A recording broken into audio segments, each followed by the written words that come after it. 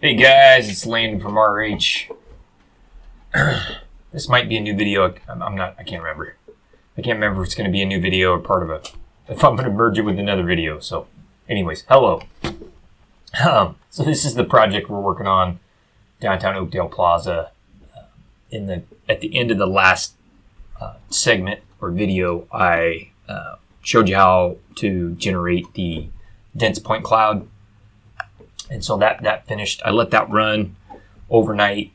Took a couple hours, I think, to do. I've got a pretty high end machine. It's not a $10,000 machine, but it's a $6,000, $5,000 or $6,000 machine. So it took a couple hours on my fairly high end laptop.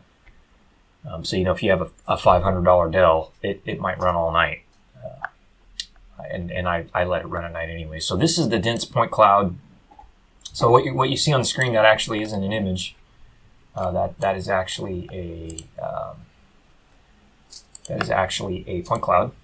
So I can spin this up. You can see it looks like a point cloud that comes out of a regular laser scanner. So it's a photogrammetric point cloud, and you can tell. I mean, it looks really good. This area over here in the parking lot looks really good. It almost looks like a photo, but it's not. It's point cloud. You can see that valley gutter right here in the plaza. Now you'll notice that there's some areas that are kind of what we call null data values. These black areas, and that's just because there wasn't good photo coverage there. You can see that happened on the side of some of the buildings, and that's because I flew this fairly high.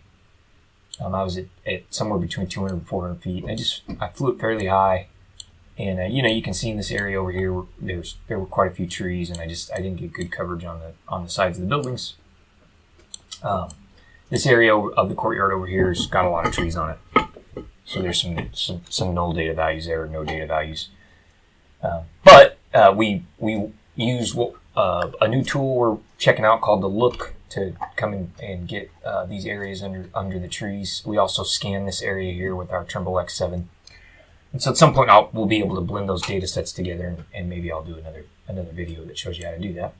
So anyways, that's what the dense point cloud looks like. I was super pleased with the results. And this is with no vertical photos. This is just obliques. So we also have something similar from our vertical photos that we use to generate an ortho. Now you can also generate an ortho in 3D survey, which I've done. So we can come over here and check out. Here's the ortho photo. Again, you can see it had some trouble with the trees, but there's other parts of this that look really good. Now it's not as high resolution as a UAV aerial, but it's still excellent. That's good enough to drop in as a background on your topographic survey or your Alta survey for sure. And this is on our project coordinate system. So this is geospatially referenced, I would say within two or 3 tenths of a foot, probably. This is fairly accurate. So you could use this to. I got some solar panels on the roof, and you can measure that area and do other basic measurements. Okay, so I am going to export the ortho real quick. Let's see, that's good. I don't need any of these things.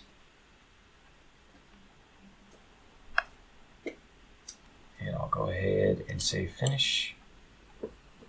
So it's going to export that ortho. And I think that's about all I wanted to show you guys in this video. So it's fairly short, but you can see the end results that we got just from some ortho photography. From oblique aerial photos is what I meant to say. Sorry. So super cool program, 3D survey. I acquired these images in about 10 minutes with our UAV. We had some control down, and we got a super good. The main reason I did that was just to get a point cloud of these building roofs because we have good terrestrial data from the ground level.